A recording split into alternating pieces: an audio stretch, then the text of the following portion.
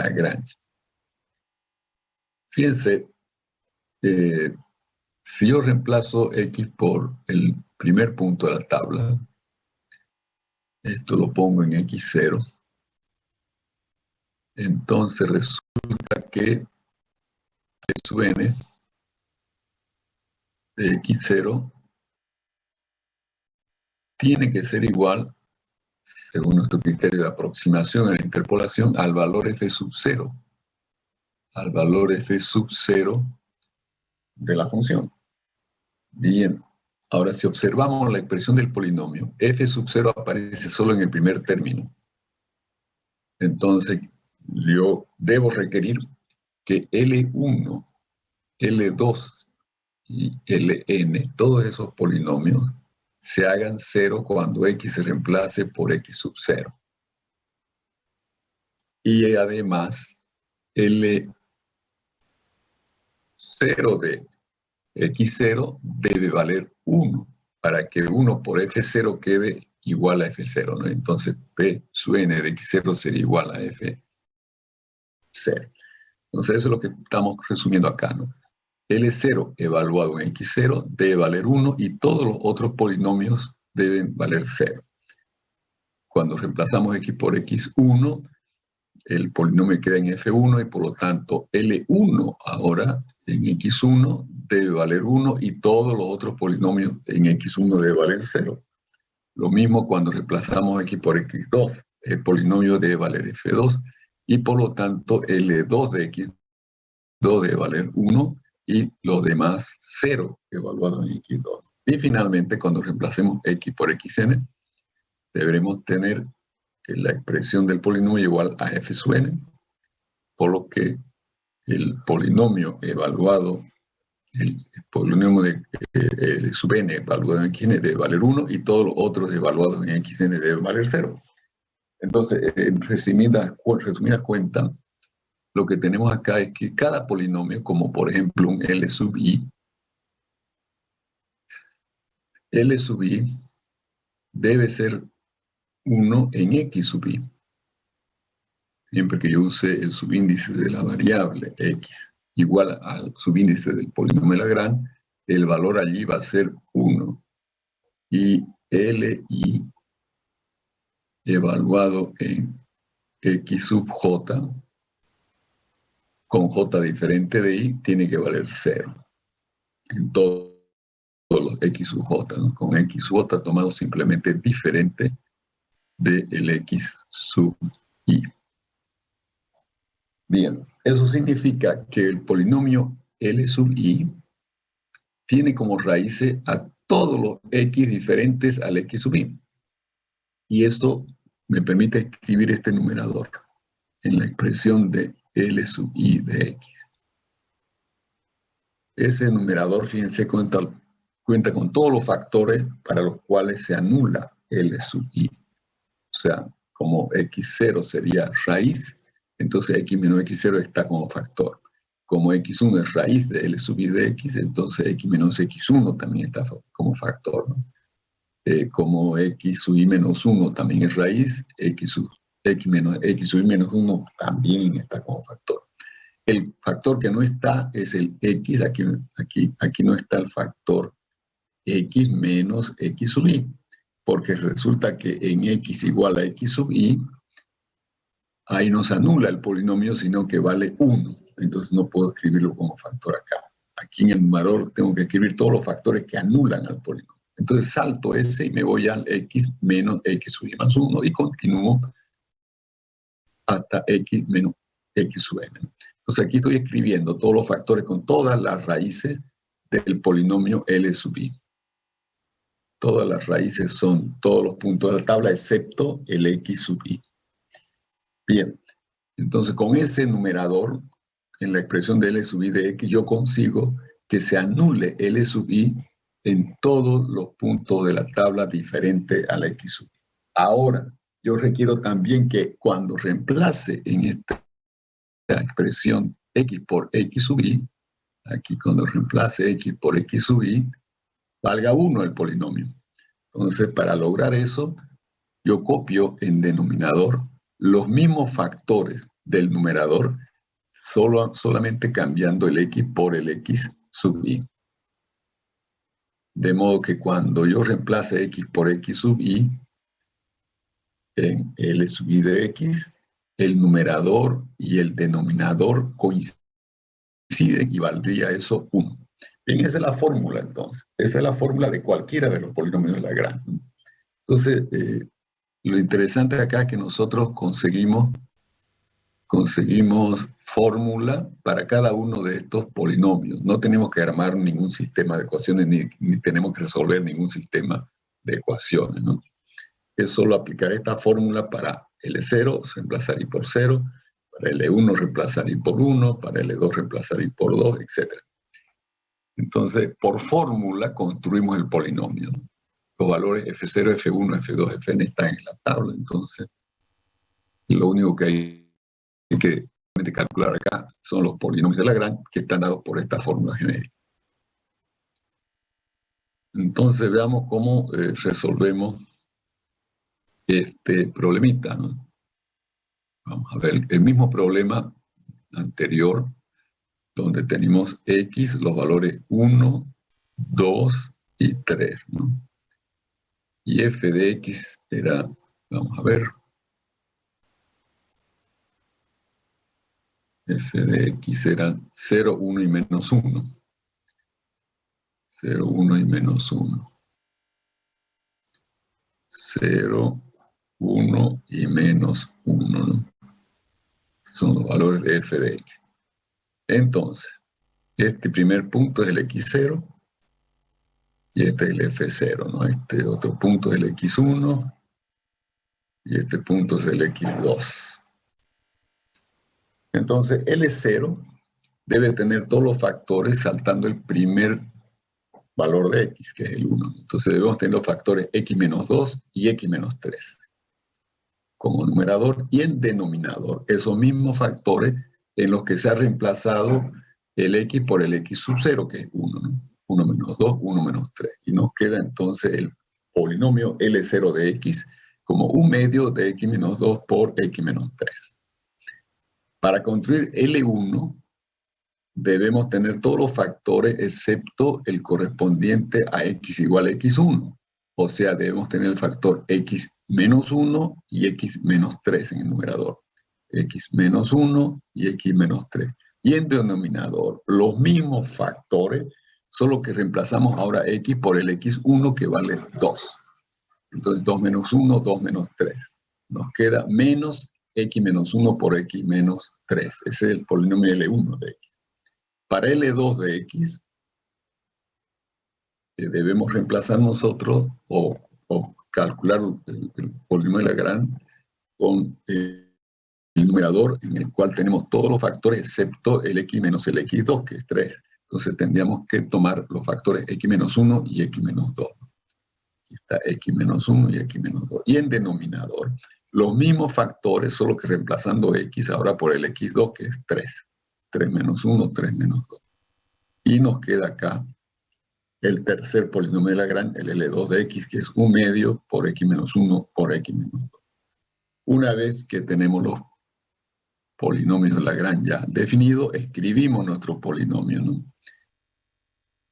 F0, que es 0, que multiplica a L0 de x. Entonces, como está multiplicado por 0, esto se va. Queda en 0. Más, ahí tenemos L1 por F1. F1 es 1. Entonces simplemente va a quedar menos esto de aquí. Este es el L1 multiplicado por este 1 de acá. Y luego menos 1 que multiplica a L2. Entonces queda menos un medio por x, menos 1 por x menos 2.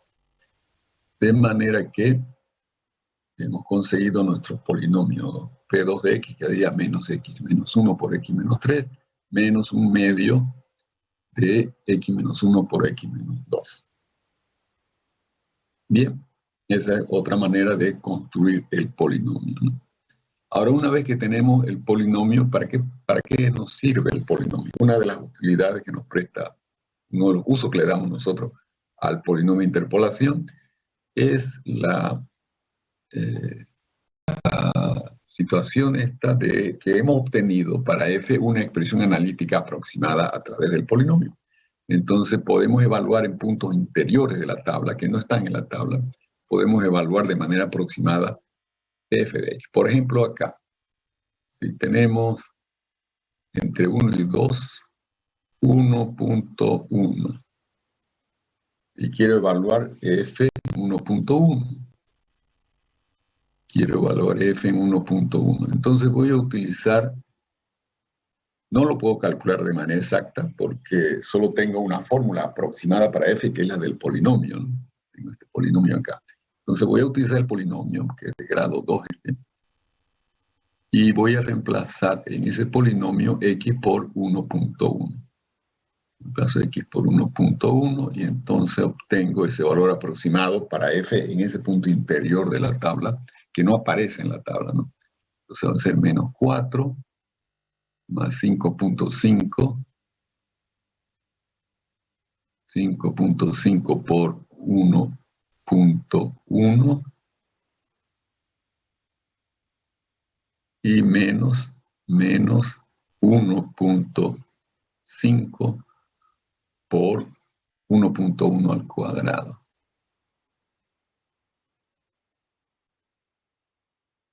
Y ahí está. Bueno, ustedes resuelvan eso con la calculadora y entonces tienen el valor de f en 1.1 de manera aproximada. Obviamente no es el valor exacto de f, porque no conocemos la expresión analítica de f, pero tenemos una aproximación con el polinomio de segundo grado, P2 de x, y entonces P2 de 1.1 vendría a ser el valor aproximado que usaríamos nosotros para aproximar a f en 1.1. Entonces esa es una de las utilidades, una de los usos que se le da al polinomio de interpolación. Ahora, cuando yo calculo por el método directo del polinomio y cuando yo calculo por el método de Lagrange, y si reemplazo en ambos polinomios x por 1.1, tiene que dar el mismo valor, porque si bien está el polinomio parece diferente, es solo porque está escrito diferente, pero en realidad es el mismo polinomio. El mismo polinomio solo escrito de manera diferente. Entonces, por cualquiera de los métodos que construyamos un polinomio de interpolación, evaluado en cualquier punto debe dar el mismo valor, porque no se tratan de polinomios diferentes, se tratan del mismo polinomio escrito de maneras diferentes. Bien, a continuación tenemos los métodos de interpolación de Newton, que tiene tres variantes, ¿no? Usando diferencias hacia adelante, usando diferencias hacia atrás, usando diferencias divididas. Entonces vamos a ver las diferencias primero para luego ver los polinomios de interpolación de Newton. Primero, las diferencias hacia adelante. Se definen con el símbolo delta y se las define sobre los puntos F de la tabla. Entonces, tomamos la primera diferencia en el punto I de la tabla, calculado como el valor de adelante, inmediatamente adelante del punto I, que es el punto I más 1, F I más 1, menos el de la posición I, menos F I. Una vez que construimos todos los valores de primeras diferencias hacia adelante en el punto I, podemos calcular las segundas diferencias hacia adelante en el punto I. Para ello simplemente tomamos esos valores de primeras diferencias que hemos calculado en el punto I y tomamos entonces diferencia hacia adelante en el punto I más 1 menos diferencia hacia adelante en el punto I. Eso ya nos da las segundas diferencias en el punto I. La tercera diferencia en el punto I se calculan con las segundas diferencias. Segunda diferencia en el punto I más 1 menos segunda diferencia en el punto I. Y así continuamos hasta llegar a una enésima diferencia en el punto I, que va a ser calculada con la n-1 diferencia en el punto I más 1 menos n-1 diferencia en el punto I. Veamos este ejemplo. X vale 2, 3 y 4, y los f en eso x valen 1, 4 y 2. Entonces, la tabla asume acá que los valores de f serían considerados como las diferencias de orden 0, en punto cualquiera, ¿no? Punto I. Eso significa, diferencia de orden cero, significa el propio valor de f solamente. Y entonces estas serían las diferencias, los valores de f serían las diferencias de orden cero. Entonces con la diferencia de orden cero podemos arrancar y calcular las diferencias de orden 1, delta. ¿Y cómo calculamos esos valores? En esta posición, que será posición 0, el correspondiente al x0, tendríamos que hacer el valor de adelante menos el de la posición. 4 menos 1 da 3, ¿no? En esta posición tomamos el valor de adelante en la columna de la diferencia de orden 0, ¿no? El de adelante menos el de la posición. C menos 4 da 2. Y ahí ya no podemos calcular más valores porque no tenemos valor adelante en la posición de delta 0, en la columna de delta 0. Ahora podemos pasar todavía a calcular las segundas diferencias. Para ello usamos la columna de las primeras diferencias. Y entonces en la posición 0, en la primera posición de la tabla, tendríamos el de adelante menos el de atrás en la columna de las primeras diferencias. 2 menos 3 menos 1. Aquí ya no se puede, tampoco se puede. Entonces ahí termina nuestra tabla de diferencia hacia adelante, ¿no? Es muy simple la tabla de diferencia hacia adelante. Bien, vamos ahora a ver las diferencias hacia atrás. Es prácticamente lo mismo, solo que ahora tomamos como definición de diferencia primera en el punto I hacia atrás el valor de la posición I menos el valor de atrás inmediatamente. O sea, el f sub I menos el f sub I menos 1. El símbolo que usamos ahora es nabla. Este símbolo es para la diferencia hacia atrás. Ese símbolo se llama nabla. Entonces, las segundas diferencias hacia atrás se obtienen haciendo las diferencias hacia atrás en el mismo punto de las diferencias hacia atrás de orden 1. Entonces, diferencia de orden 1 en FI menos diferencia de orden 1 en FI menos 1. Diferencias terceras en I serían a través de las diferencias segundas. Diferencia segunda en I menos diferencia segunda en I menos 1 y así continuamos hasta el final. Entonces veamos cómo sería la tabla para nuestro ejemplo, tomando x1, 2, 3 y 4 y f de x0, 2, 3, 5. Entonces aquí también asumimos que los valores de f corresponden directamente a las diferencias de orden 0. Entonces, para calcular las diferencias hacia atrás de orden 1, utilizamos la columna de las diferencias anteriores, que es la de orden 0, que son los valores de f, ¿no?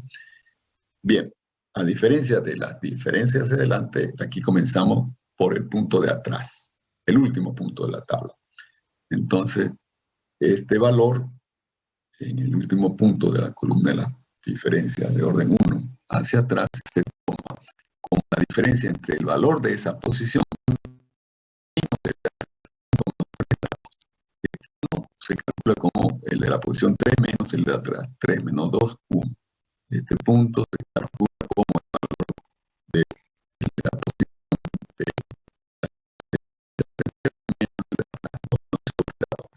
entonces ya están construidos acá todos los posibles valores. Aquí no se puede calcular, no tenemos valor del 0. Entonces se completó la columna de las diferencias hacia atrás de primer orden. Vamos a las de segundo orden. Aquí comenzamos siempre con la diferencia hacia atrás del último punto de la tabla. Entonces, en el último punto tendremos el valor de la posición menos el de atrás, 2 menos 1, 1. En la posición siguiente hacia atrás, vamos a calcular el valor de la posición de la columna anterior menos el de atrás. 1 menos 2 da menos 1. Aquí ya no se puede porque no hay ningún valor atrás del 2. Terminó la tabla ahí, ¿no?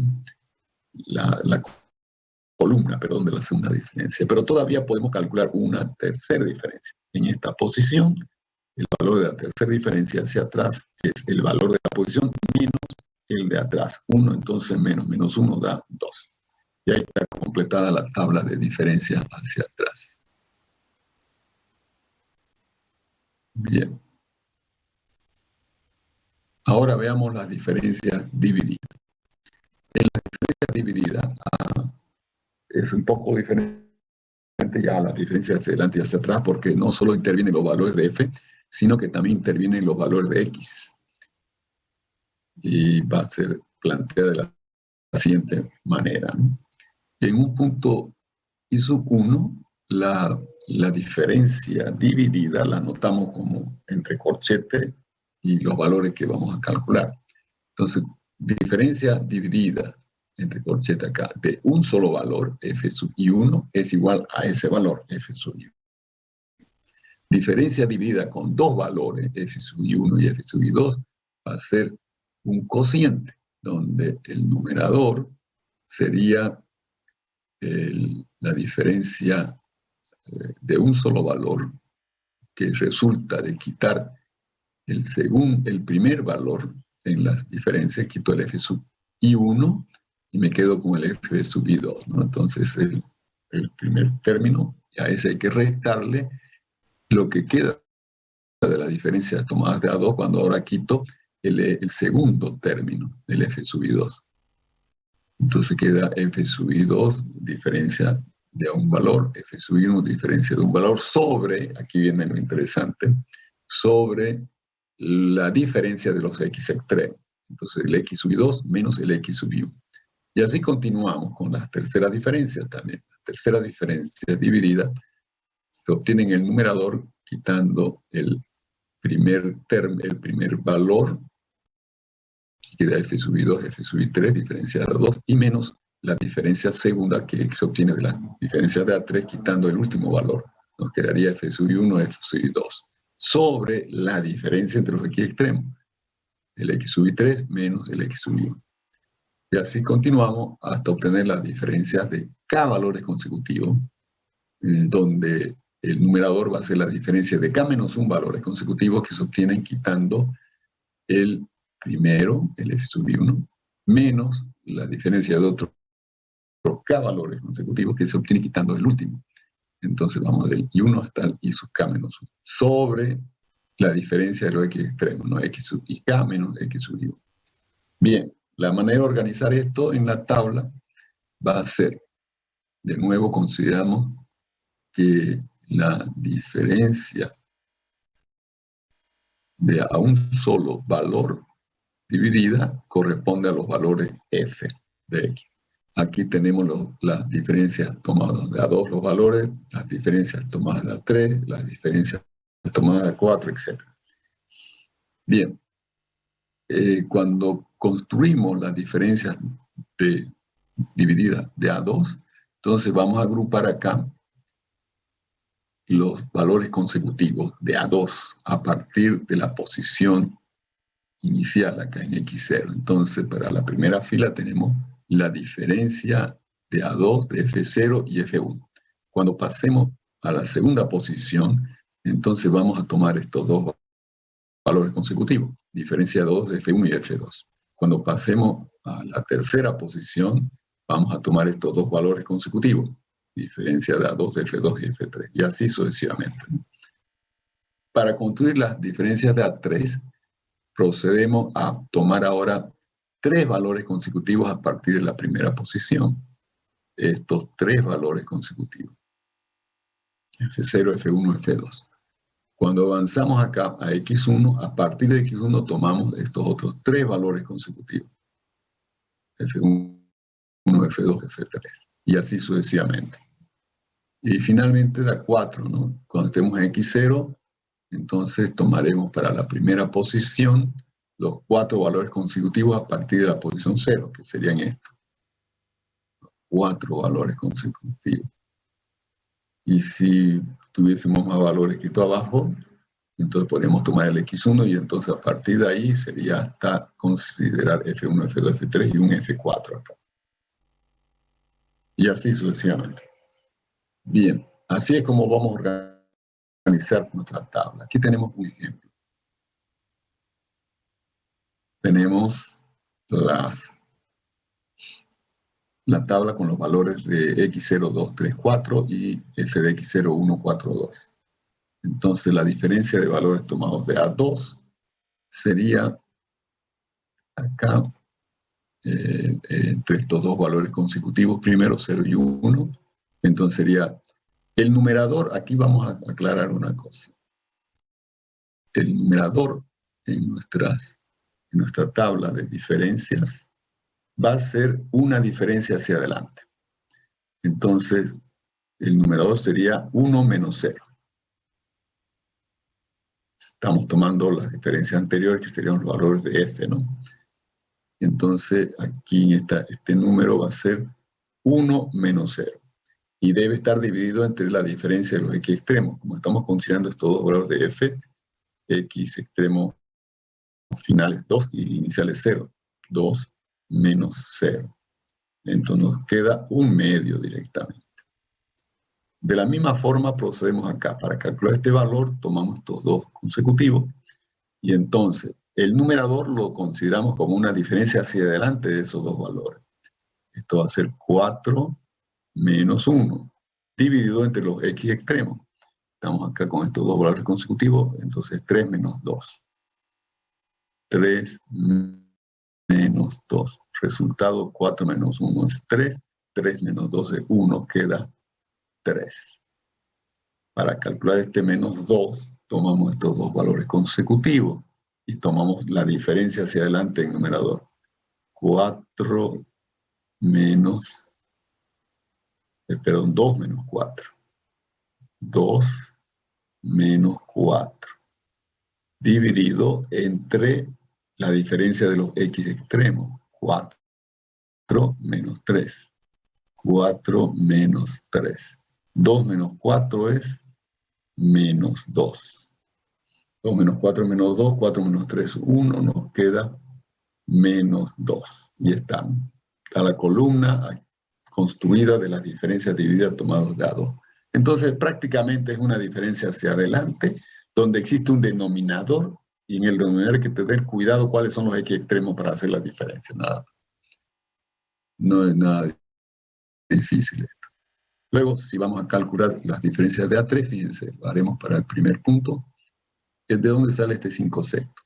Nos fijamos en las diferencias de A2 ahora.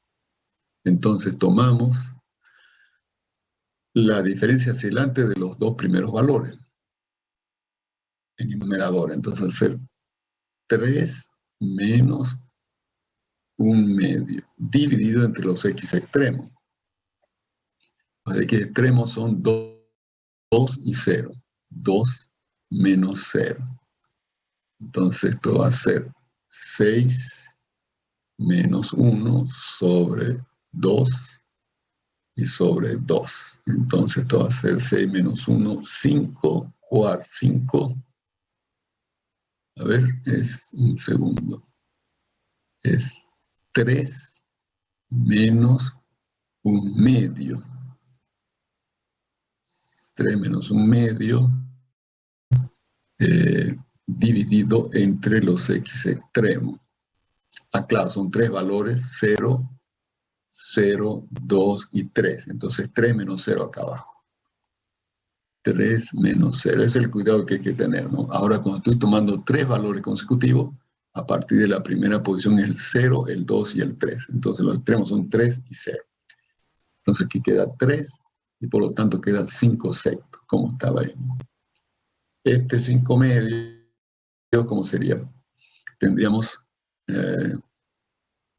los valores de diferencia hacia adelante de estos dos consecutivos en la columna de las diferencias tomadas de A2, sería menos 2, menos 3. Menos 2, menos 3, dividido entre los x extremos. Estamos tomando tres valores a partir de este de acá. Entonces, el primer x es este de acá, y el tercer x es este de acá. 4 menos 2. 4 menos 2. Nos queda menos 5 medios. Y este acá lo calculan ustedes, ¿no? Sería la diferencia hacia adelante de estos dos valores. Entonces sería menos 5 medios, menos 5 medios, menos 5 sextos. Menos 5 medios, menos 5 sextos, dividido entre los extremos. Estamos tomando cuatro valores a partir del 0. Entonces 0, 1, 2, 3, 4. 4 menos 0. Sobre 4 menos 0. Eso debe dar resolviendo menos 5 sextos. Menos 5 sextos. Bien. Esas son las tablas de diferencias divididas. Entonces, ahora que ya tenemos aquí otros ejemplos que pueden chequear ustedes en el PDF, podemos realizar ahora la interpolación de Newton con diferencias hacia adelante primero. La interpolación de Newton con diferencias hacia adelante utiliza el polinomio escrito de esta forma: P sub n de x a sub 0 más a sub 1 por x menos x0 más a sub 2 por x menos x0 por x menos x1 más finalmente a sub n por x menos x0 por x menos x1 hasta llegar a x menos xn menos 1. Es decir, tenemos ahora términos que son polinomios. El primer término es un polinomio de grado 0, que es la constante a sub 0. El siguiente es un polinomio de grado 1. El siguiente es polinomio de grado 2 y llega